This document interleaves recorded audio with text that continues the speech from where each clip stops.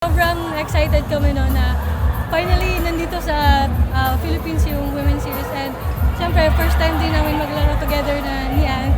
So sobrang grateful lang kami sa this opportunity. For me, it's a dream come true.